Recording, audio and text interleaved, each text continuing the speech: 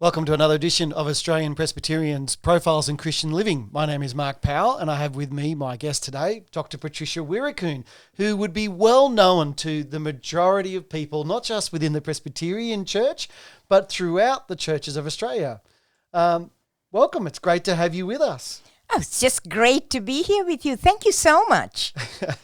Now, you're the very famous mother of a Presbyterian minister, Kamal Weerakoon. But you're also a sexologist in your 70s now. We won't mention your exact 73. Age. Okay, 73. I wasn't going to mention that. Oh, I am so proud. Look at my COVID project of my grey hair.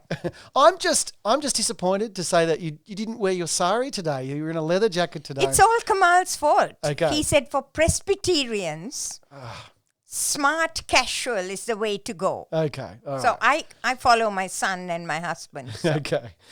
Obedience. Now, we have another pandemic, I think, that is occurring in our world today, not just of COVID-19 that we've had to endure, but of pornography. It seems that every school, depending on whether they're a church school, a Christian school, a public school, pornography is rife throughout our schools. How can we, particularly who have children in our schools, what are some good proactive ways in which we can address this issue? The important thing, Mark, is for us to recognize as parents and teachers actually what porn is and why it is so seductive. Not just to children, to anyone. Yeah. Okay, so let me just backtrack a little bit. Okay. Because we tend to think that pornography is just something that's on the iPhone or on the laptop. Yep. But actually it's far more than that. Because our kids and us, we live today in a super sexualized cyber world. Yeah. So it's everywhere. It's not just on the laptop or the iPhone. It's in movies. It's in the songs our children hear. It's on the video clips they watch. And it's even in erotic novels. So people of all ages are being exposed. It goes everything from even like sex dolls now, what they call sex bots that are available. So it's huge, the whole industry of pornography. Now, that being said, why is it such a danger? Why is it so seductive? You know, our brains, God created them such that sex is something good. Our brains are wired. I mean, sex and desire was created by God. You know, Garden of Eden stuff. You know, Adam, Eve, desire in the Garden of Eden. So it's God's good gift. Falling in love driven by the hormone dopamine, is God's gift. I mean, Song of Songs, where she writes, love is as strong as death. So there's a chemistry in our brain. Now, why am I saying this? Because porn, by being super sexualized stimuli, actually hijacks those pathways and lays down like alternate pathways that ultimately become addictive pathways where everything becomes pornified. Now, that being said, why kids? Because a developing brain, being in a very rapid state of development, is at least 5 times as sensitive to this external input. We talk of neuroplasticity, where the external input rewires the brain. And so the developing brain is about 5 times as sensitive to porn input. The average age of first porn exposure in Australia is about 10 years and dropping. I mean, we hear of stories of kids in primary school, like just having child-on-child inappropriate behavior, which basically is pornified behavior on an immature brain. Okay, so you've got a young person, 10 or 11, first being exposed to porn, many children being addicted to porn, 13, 14, 15. You're talking about the neuroplasticity of the brain. How does that change and affect them if they're regularly viewing porn? Yeah, so again, we just go back to the neurochemistry. What happens first is the brain, when they start watching porn, there is what we call sensitization. So that the brain starts to wire. And the kid at that time, or an adult, is actually distressed because we have what we call cognitive dissonance, especially if it's a Christian kid or an adult, because you kind of know that this is not right, but your brain is becoming wired, and therefore you begin to think that this is good and you're enjoying it. But you know it's not God's way. It's not, and especially if someone, hopefully the parents, have actually taken the time to explain that God has a better pattern for sex and sexuality. Yeah. If parents have taught them, then you've got this learning from God's word versus pornography and that clash. But porn being so strong and the culture giving you that, do what you want, this is your body, you got to follow your heart. You follow your heart rather than the word of God. Yeah. Or and your we parents. know that that's a problem because Jeremiah says that the heart is deceitful above all else. Who then can understand it? Now, you have written a plethora of books. I didn't realize until today, actually, that you've written some novels. I didn't realize this. In my spare time. In your spare time. In my spare time. Okay. But that's my favorite. It's set in Sri Lanka.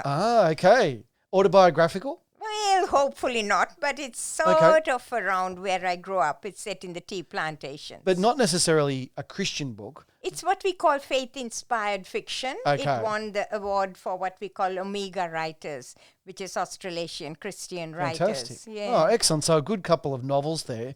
But if I want to touch, I'll get to the books I really want to talk about in just a moment. This is your latest book, Correct. Talking Sex by the Book. Many people would have read this book, The Best Sex for Life. No doubt what these books are about. Maybe we should have had them in brown paper bags or something. No, because you see, I actually think that we need to change the name for this, because people say that they have a problem when they want it, because you go and Google, I want the best sex for life. Yeah, and it right. takes you to some not very nice places. Yeah, So okay. maybe next time we'll change it to godly marriage and good sex. Yeah, something like that. Which That'd is be what good. it really is. But the books I really want to sort of touch on right now is these series, which My are written. favorites. Are they? Yes. So they're written particularly for parents to talk to their children about sex. Why is that so important? See, why I feel that these books, which we call Birds and Bees by the Book, this actually for me was a set of books that was hardest to write, although it seemed to be the easiest because there's so few words in it. It's for parents, grandparents, carers to read with kids in primary school. Because you know, one of the questions I'm asked often is, how early should we be talking to our children? And do you know what we say today? That we need to have our children ready and prepared for anything when they go to primary school. Because they are going to be exposed to pornography, they are going to be exposed to gender fluidity, and they are going to be exposed to the comparator culture of the cyber world, which is going to try to drag them into an identity based on influencers and all the sexualized media. And unless we talk to our children before that, their brains are going to find information from pornography and their friends and the cyber world, which is why we wrote these books. And that's why we wrote them in like little books. Yeah. Because we want a parent to be able to pull one out. So the 3 starter books, Me and My Body, Me and My Family, Me and My Brain, which talks about neuroplasticity and training the brain, and the extension books of learning about sex, learning about gender, because we need to talk to our children before the world Well, teaches that's them. massive, isn't it? Like transgenderism is now huge. How do we talk to our children about that? That's such a controversial concept today in today's world. How do we get on the front foot, particularly as Christian parents, in talking to our children about that? Again, what I say is, you as a parent need to be the one who is proactive. Okay. If you're going to wait till they come to you with a question, It's too late. It's too late. Right. Well, it's never too late. I mean, you treat Okay. it with wisdom at that time. Yep. But you're going to have to then sort of work through all the misinformation that they're already carrying. Now, it all comes down, Mark, to the fact that our kids live in a cyber world. And there's this plethora of information that basically in our culture today says to them, you've got to follow your heart. You've got to do what you desire. There's no objective truth. So whatever your body and your brain says is good, feels good, do it. And that means even if your body doesn't feel good, you should change it. No, puberty. We talked of puberty as something good and healthy. Today, for many kids, puberty is almost like a disease. I don't like my body. Oh, I better change it. I must be the other sex. So we need to talk to our children early, which is, as I said, that's why we got learning about gender here. We just talk about how God created male and female. And if we got to teach our children early that male, female is a good thing. The body is created good. And I take the even little ones. I mean, next month, I'm preparing some information for one of the primary schools. And they want me to do years 5 and 6. And even at that stage, I talk to them about, how in Psalm 139, King David writes, you knit me in my mother's womb. I say, Mom and Dad were not knitting, but God knew you when you were one cell. That means at one cell, you were boy or girl. And from that time, you are who God meant you to be. And our children need that identity, and we need early. But we also tell them that this is God's good plan. But we live in a world where God's good plan has been misinterpreted, and I'm deliberately not using the word broken or sin, because in our culture today, I'm not broken. Don't you dare tell me I'm broken. I'm not a sinner. So, for our children, we need to be gentle and tell them, look, it's a confused world. And our gender is also confused. And so you need to be kind towards people who are different, because we are all in the image of God. Can you talk, though, in that instance? I'm just thinking can we talk about the shared brokenness that we have as all individuals, the shared sinful nature and rebellion that we have, in talking about variations of sexuality from God's good design? That would be good for the little older ones. So when they move into the pre-teens, for which we have a book called Growing Up by the Book, which is for 10 to 14-year-olds. Okay, yep. So the 10 to 14-year-olds, we'd say, read it with the kids and share it with them. Yep. Then as they get into 15 plus, we have Teen Sex by the Book, which now is in its 3rd edition because there's so much of research in it, and a whole chapter on gender. So we talk about, we are all, as you said, we are all sinners. We are all at the cross together. So it's not that these are bad people. No, we're good people. Yeah, we just love people. Yeah. We just love people. But we do understand that is not God's way. And so when you talk about sexual orientation, the fact of orientation kind of hints that, there is a definite biology. Now, I talk to the kids, the older ones, and we talk about attraction is a desire. But behavior and identity is a choice. And that is a very unpopular message, Mark. Because don't you dare tell me that my behavior is a choice. Because if I desire something, then I have a right to behave as I desire. And for you to tell me that I can have self-control is actually today considered wrong. And the Bible gives us a very robust view of, particularly as Reformed Christians, that we're totally depraved, to use the official, theological categories, and that even our desires have been fallen. So I can have an inordinate desire for food, an inordinate desire for money, an inordinate desire for sex. I'm just wondering, my one of my sons is a coach at a part time while he's at uni at a private school here in the inner west of Sydney, and he said just yesterday he was coaching them. This is year 4 and 5, and they were singing the Cardi B song and dancing to it. These are boys. WAP. We live in such a pornified world. How do we respond to that ubiquitous nature of porn? Any guidance and tips on accessing porn in the home and safeguards? Also instruction to children?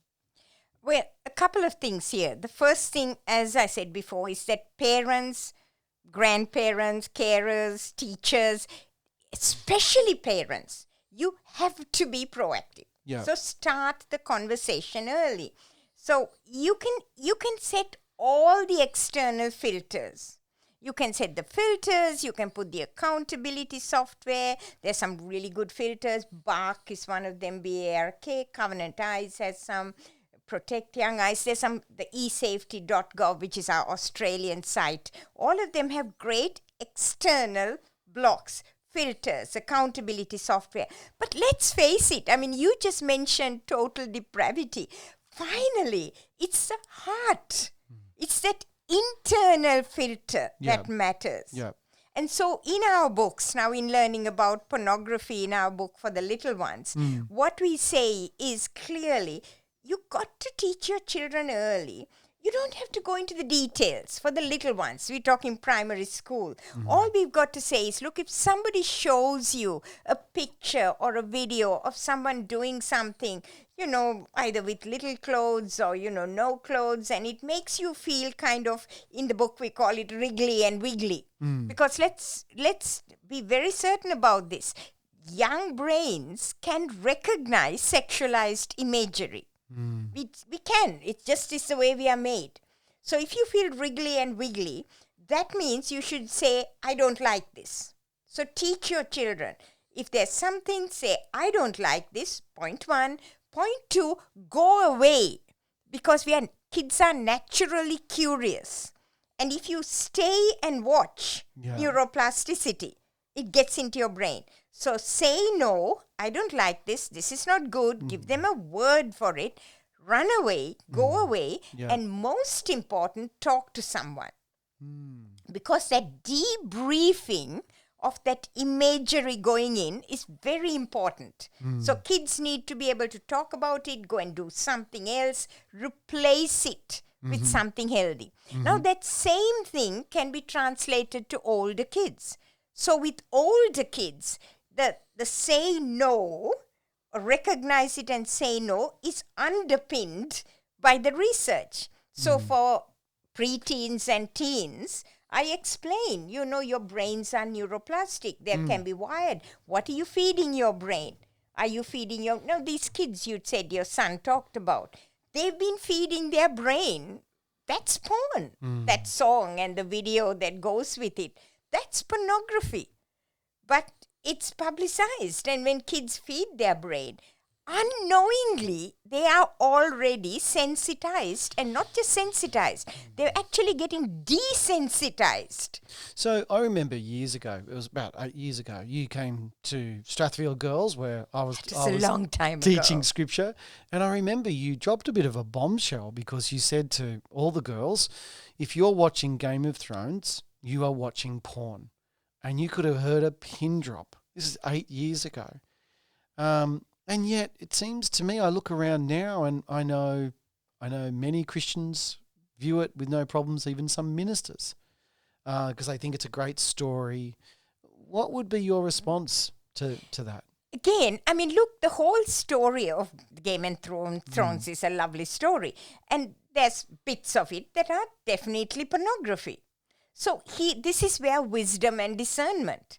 I mean, look, if you're an adult, well, it's your choice. Maybe you have the wisdom and the discernment to be able to tune out on the porn bits, although it is very dangerous to do that. To just say, oh, I can fast forward the porn bits. Really? That's like quickie through the porn bits. It doesn't work that way. But for children, the brains being so sensitive, We need to be so aware of what's being fed. And I would say still, I mean, I get asked, because some of the ethnic churches I speak with, about this sort of Korean drama and Bollywood. Yeah. And is that porn? And again, I go back to say, look, some of it is done in a way to be sexually, not really sexually arousing, so much as sensually exciting. And so when something is sensually exciting, it becomes a heart issue.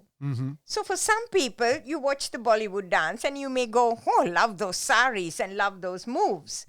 But for somebody who is not that strong or particularly sensitive or is carrying some porn exposure from before in their heart, that could actually become the source of some fantasy and lust.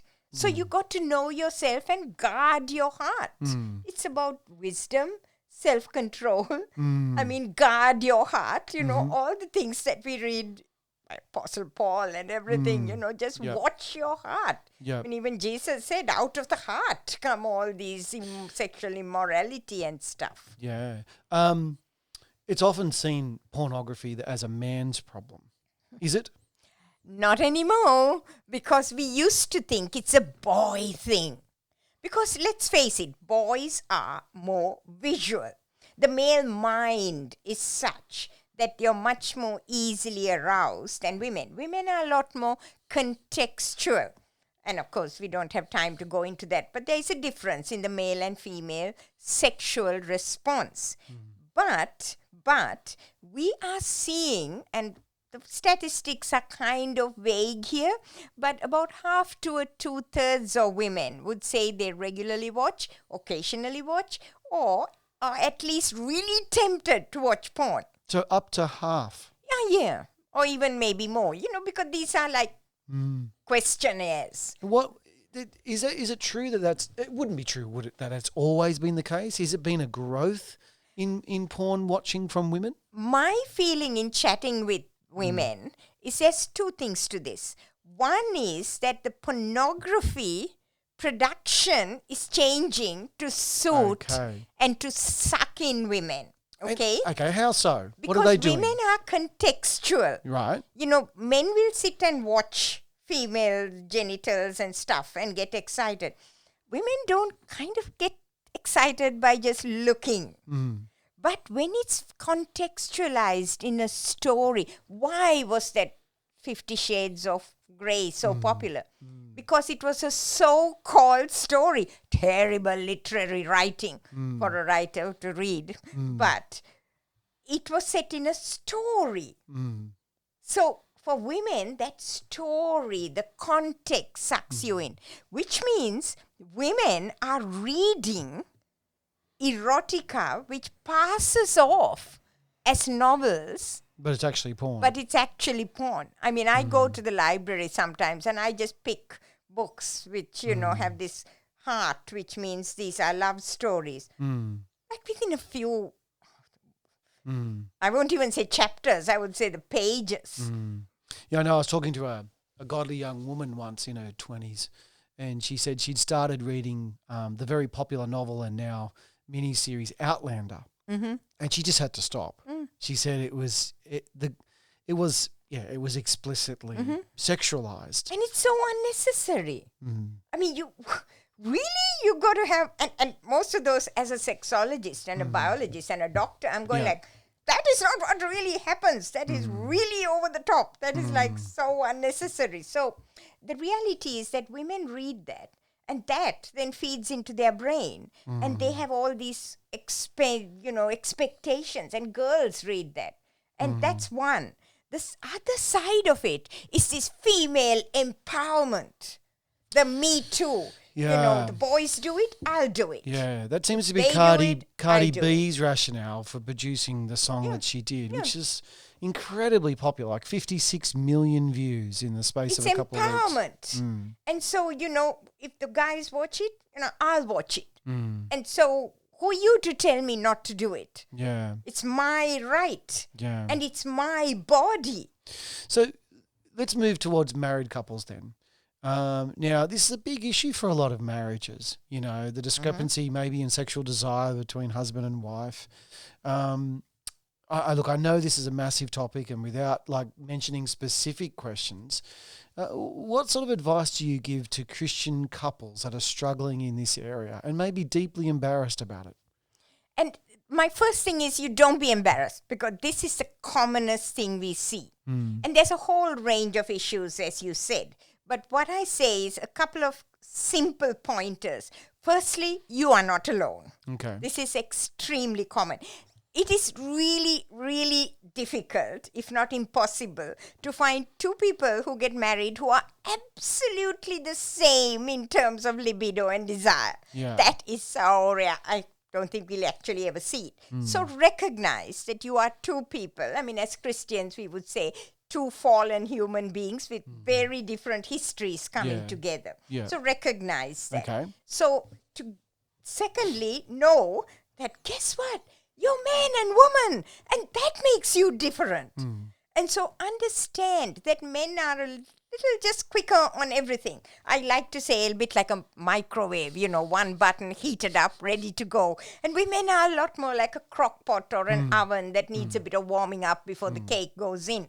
So we are different. And so that communication is important. So when you think you're not matching in desire, you may actually be saying or thinking, he wants sex, but I want romance. I want to be loved. I want sensuality. So don't look at sex as equal to intercourse, but look at, so your man and woman talk about it and come to that compromise that it's about loving each other. In other words, other-focused sensual pleasuring, rather than how soon can we get to the end result of intercourse. It seems that, heterosexual sex in particular is incredibly selfless in that regard, whereas homosexual sex tends to be selfish in desire, because it's the same sort of desire expressed and acted upon. There's a profound sense of love in the giving of oneself and of the compromise. Would you agree? I would agree, although I have seen heterosexual, marriage, where sex has been very self-gratificatory. Because sadly, often driven by pornography. Yeah. Because if you're watching porn and that is affecting you, your desires are then based on reaching that high that porn has promised you. And it makes you see your partner as basically a commodity to satisfy your desires. And sadly, we are seeing that. So in a couple, if you're struggling, I would say firstly, concentrate on intimacy rather than intercourse. Know that you're coming from different places and take the time to talk.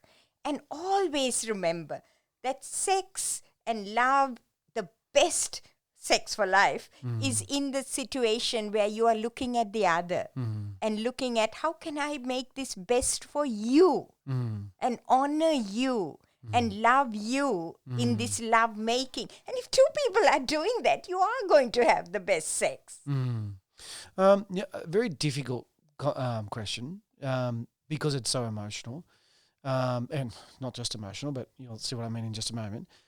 One spouse in particular is struggling with pornography. What's the way forward in terms of their own addiction and their own relationship? Okay, the first thing I would say is, look, there are various scenarios here. But let me take a kind of typical scenario which I have worked with. And that is where one partner, let's hypothetically say it's usually the woman, somehow discovers that on the computer or something that her husband's involved in pornography. What I say is, the first thing is, do not react immediately when you are really, really upset. Because you're going to get really upset and you're going to scream at the person and, how can you do this to me? And, So just back off, take a deep breath and talk to someone. Talk to a Christian sister, your minister, somebody, and just allow your grief, the acuteness to settle a little bit. First. Second, recognize that it is a real grief, because in seeing a partner involved in pornography, there is a huge sense of self-rejection. You're rejected. You feel undervalued. You feel devalued. You feel undesired. All of which may be, but actually the porn is not about you. So that's the second thing, is recognize that your grief is real. But it's not about you. The porn has sucked in your partner because of neuroplasticity and the fact that it is hypersexualized. So your partner, therefore, is not a bad person. It's the porn that is bad. So try and keep that objectivity, which is very difficult. So don't react immediately. Accept the grief that comes with it. But also look at your partner. Yes, he's my husband, but we are both fallen people. And the porn is actually Satan's big tool for today. And so that is a bad thing. And so recognize that. Then talk to your husband at a time when you're both fairly calm and confront it. You've got to at some point. And if he won't listen, then you need to bring in, as in the Bible, bring in a second person, bring in the minister. And there may be a need for external help. Because, neuroplasticity wires the brain. Can you change? Yes. Will it happen soon? Probably not. It will take time. And as a husband and wife, there is finally a huge forgiveness that is involved. And let me just very briefly tell you about two couples I worked with. This a few years ago, because now I don't do any counseling, but I only used to see Christian couples. This till about 2 years ago. Two couples almost identical, where the women found out the hubby was watching porn. One couple, we went through all the steps of how getting external, internal, all the standard management things, but they just were so resistant because she couldn't deal with it. That he doesn't desire me, he doesn't love me, I cannot get over it. The other couple, within 2 months, they came back holding hands and smiling, and I asked her, how come? I sent him out and said, and she said, and I always get a chill down my spine when I say this, she said, Patricia, I am a fallen human being, and God has forgiven me of so much. How can I not forgive the man God has given me? She was willing to forgive. Was it painful? Yes, because there was rejection. But was she able to forgive? She was. And they were able to get their marriage back together. So it's painful. Yeah. But it calls for that. We're called to forgive. And at the heart of it, it's the gospel, isn't it? That how Christ has forgiven us. But there's also accountability to not excuse sin, but to confront it. Yeah. Well, thank you so much, Patricia. There's so much more we could talk about. I would recommend many of Patricia's books, if you're an adult, Talking Sex by the Book, or her many children's books that she's just recently published, all excellent resources for talking to our young children about this very, very important topic. Thank you once again for being with us. This has been Mark Powell with AP's Profiles for Christian Living, and I hope to see you next time. Thanks very much.